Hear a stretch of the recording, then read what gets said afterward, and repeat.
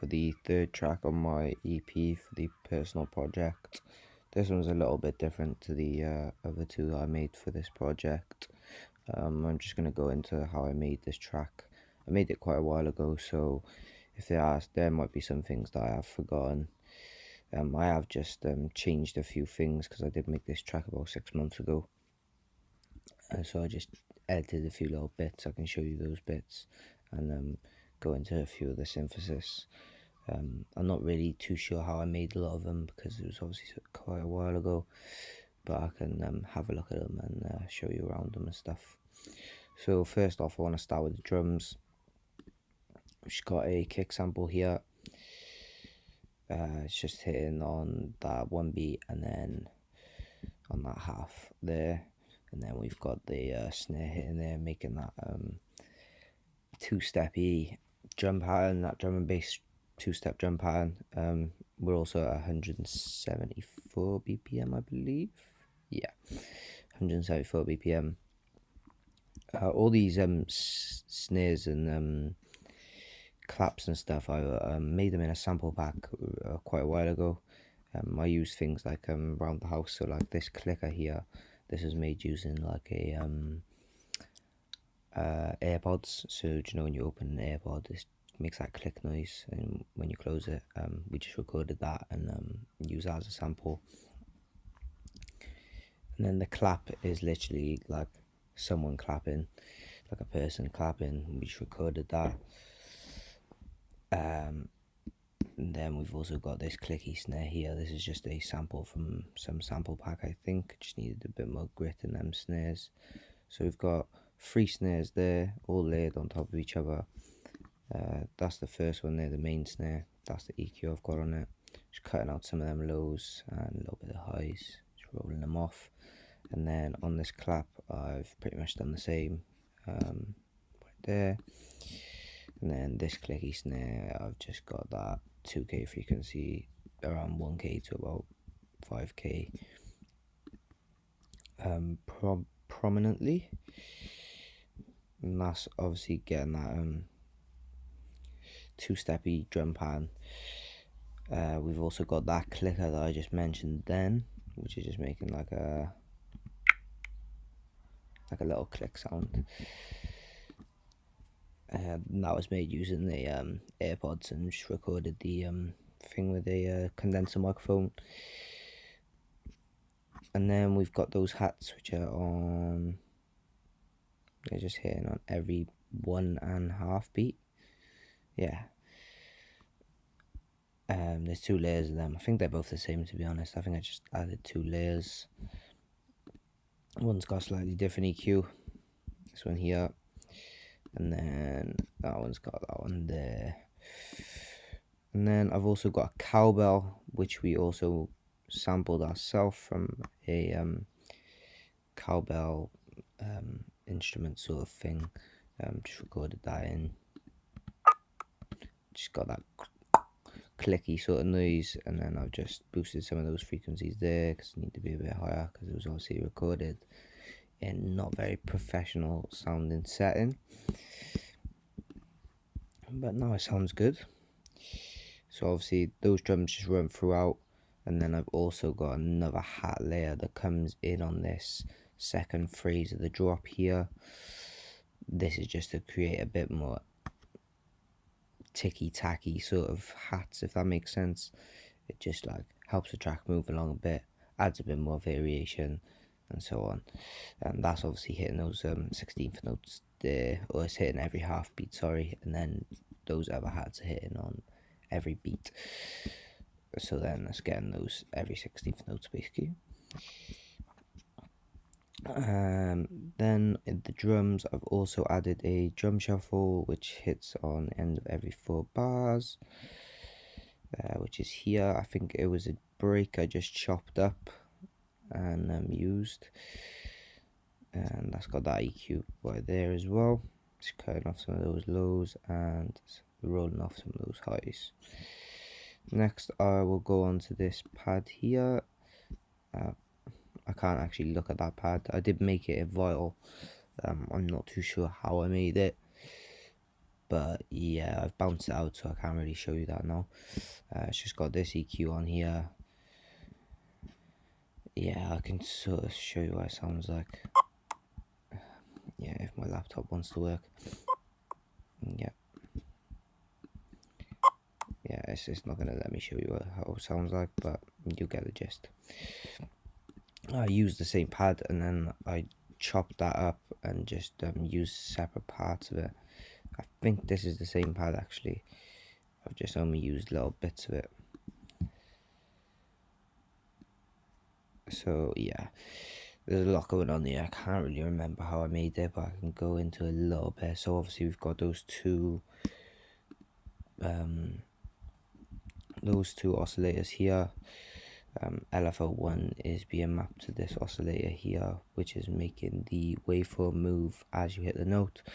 So pretty much just moving the sound of the wave with the LFO. And the same goes for the other oscillator here. And it's just moving slightly, just creating that bit of variation when you hit a note. Obviously it's just gonna go up and decay by there. That's how the movement of the waveform goes. So pretty much I've just pitched this up an octave, this oscillator here, and I've also used a sine wave on there, or saw wave, sorry. I think it's a saw wave. Yeah, a saw wave as the sub, even though I think I've just cut out the lows on that anyway. And then we've just got some unison, bit of phasing going on. Oh no, it's not actually, that's on the other one. So we've got this filter here, which is being mapped to the oscillator 1, which is just cutting off any of those lows there. And then we're using the other filter here for the sampler, which is just making like a gritty sort of noise, and that is routed to oscillator 2 as well, taking off all them highs there. And then there's a lot of effects, I think, yeah. So we've just got a bit of chorus, some phasing going on there just to make it sound a bit crazy, a flanger as well. We've got a little bit of delay on there as well, just ping-ponging on 8th notes. And we've also got EQ just rolled off some of those lows there. And that's pretty much it for that pad. That is the same as this pad here. So now I'm going to go into the sort of rollery synths I made. They're just some sort of like foghorny sort of sample things that I made. So made them in Vital. They're all the exact same. I've just changed a few bits on them. So obviously we've got two sine waves. The one's being used as a sub, and then the other is being used to affect the filter in here. So it's modulating this filter here, so LFO1 will open up this filter.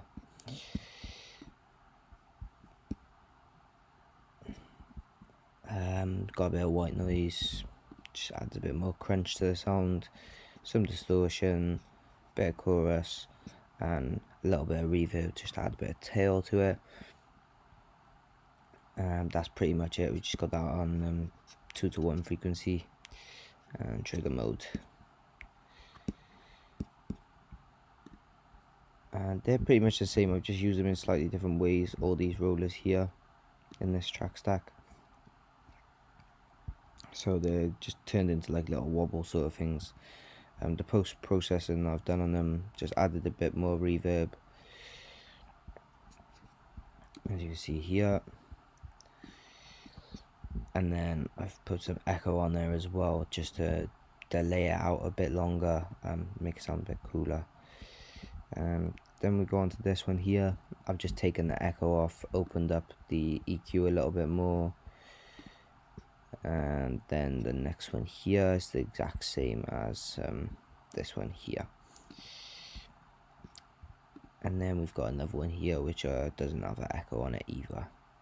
So obviously there's a lot of variation going on in the track. There's a few little bits where it's just slight changes just to make it sound a bit different. I'm just going to go onto these little synths by here. These are like little wobble sort of things. I think they're made with the same synth, to be honest. Yeah, they're made pretty much the same. Obviously I forgot to mention in that we had the FM transmission going into oscillator 2. So let's have a look. FM oscillator 2, yeah. So obviously this isn't actually making any noise, it's just being routed to this sine wave here, which is making a different sort of sound. That's obviously the same on those rollers over there as well. I think, just double check that. Yeah, we got that FM transmission there, FM there. So that oscillator is going into this oscillator, so it's making a different sort of sound. And then we've also changed the wavetable. So obviously you can change it here, and it just makes it so you can have more or less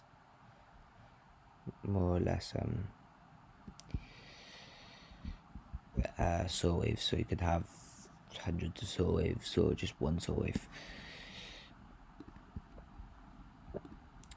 So obviously those synths are pretty much the same. I think I've just changed a few of the effects and the EQs just to get a different sort of sound out of them. Yeah, obviously it's just exactly the same. We've got some more here, just some more little wobbles, some more variation in the track. I would show you, but my laptop's tragic.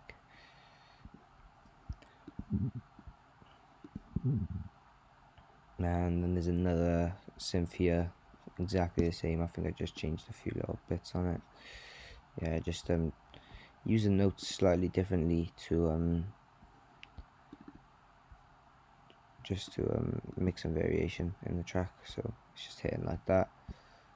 And obviously we've got some different velocities going on there. Obviously it just creates a bit of variation within those. And then I'll go on to this little drum fill I added in just before the second phrase. Just creates a bit more impact on the drop. That's got some remix effects on it. I don't actually know what's doing. Don't think it might be doing anything.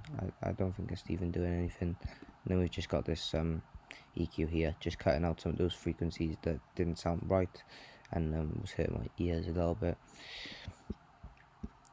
Then we've got this pad that I've come back to again, and I've just used it as sort of like a piano sort of thing. It's just like a little chime sort of sound, and I've just used that for some variation just to make it sound a bit cooler. Just double check that's the same as the other pad. Yeah, so it's exactly the same.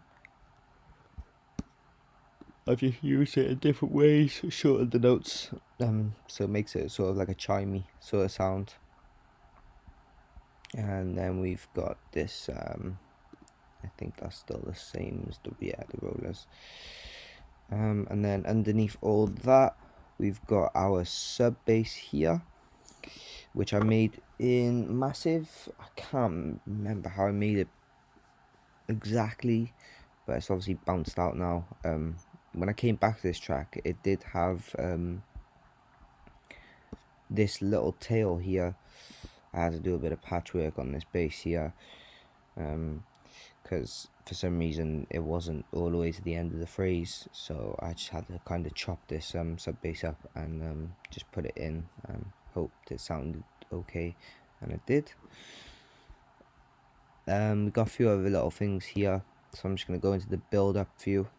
Obviously we've got a lot of automation going on, and then obviously these drums here being automated. So we got the build up here. Obviously we've got those kicks coming in, just creating emphasis on that one beat, and then obviously it just gets quicker and creates a faster build up. We've got all this automation on there, so a lot of high cut frequencies. I do like to use them.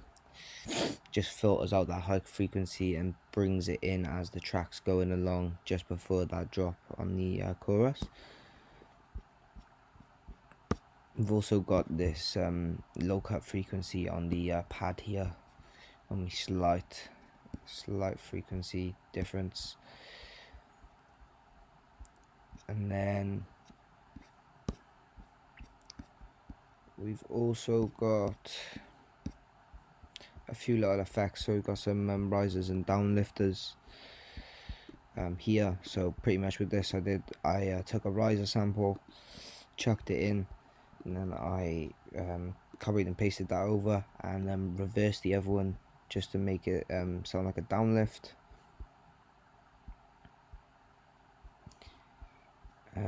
This track was very experimental when I was making it, so I was just messing around with a load of things, just seeing what sounded good to me. We've also got some EQ reverb on that riser and downlift. Just creates a bit more impact when it comes in. And then we've got some more risers, another riser and another downlifter. I've used the same sort of thing here. I've used this riser sample and reversed it just to make it a downlift. And then we've got this crash, which I think is not a crash. Yeah, this is a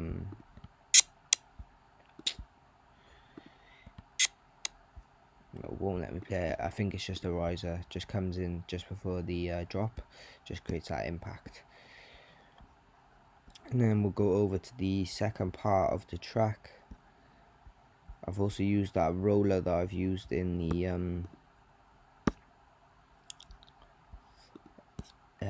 the actual chorus to build up in the track. So it comes in on that 8th bar and just has a little bit of automation on there, I believe, or maybe not. No automation on there. It's just creating that like, ooh, what's coming next sort of thing. And then it drops and then it just goes mental. And that's just got a bit of echo on there. We have also got in the second part of the build up, we've put this little break beat in here, just like a little build uppy sort of break beat. It just makes the track sound a little bit different, obviously, adding that more variation before the build up, so it doesn't sound exactly the same as when it did at the start of the track. I've used that for 12 bars. What am I on about? Yeah, so I pretty much just used that for 12. Yeah, so 12 bars there. And I've just cut off some of that, the end here, just before the drop. And then it's got like a little roll shuffle on the end of those, on the end of that 4th bar, which just rolls into the next bit of the track, which I'm going to show you now. So when I come back to this track, I felt like the second chorus was just really the same. It has like a lot of different variations, so the wobbles and stuff, they're all in different places really. So I haven't used that roller as much as I did in the first chorus. I've just used the wobbles a bit more and the wheels a bit more, just to add a bit more variation into the second chorus. Just changed up where they sit in the mix, sit in the arrangement. Obviously you can see here these chimes and the laser, a sort of crazy sound that I made, is obviously just hitting on different parts here in whereas they're different in that chorus there. Just adds a bit more variation, but I still felt it sounded a bit the same, so I thought, oh, why not? Why don't we just half time, like 4 bars of it, or 8 bars, sorry. Why don't we just halftime it? And so I just thought, oh, why not? Let's do it. So I half-timed it with this tempo feature here, and it just makes it sound like really cool, and then it comes back in on 8 bars after into drum and bass. So like it pretty much just goes, it has like a little fill at the end and just transitions nicely back into the 174 BPM. I felt that was a really nice little transition, and just sounded really nice to me. Overall, that's pretty much the track. I'll show you the mixing now. So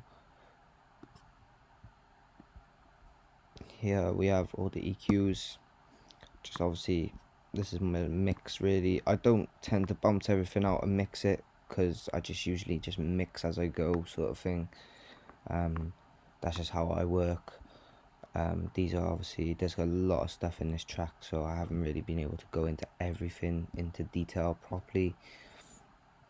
And obviously I made it quite a while ago, so I don't remember everything I've done exactly. Obviously on the mastering, we've just got a mastering compressor. I've just put a preset on there, a punchy mastering preset. This is a really good mastering compressor as well. It's free also. A limiter, just obviously getting all that gain up there. I think I've just gone crazy on that, just because I wanted it to sound really loud. And then I just put a loudness meter on there just to see how loud we actually are. And that's pretty much the track really. I'm just trying to see if there's anything else that I can go into.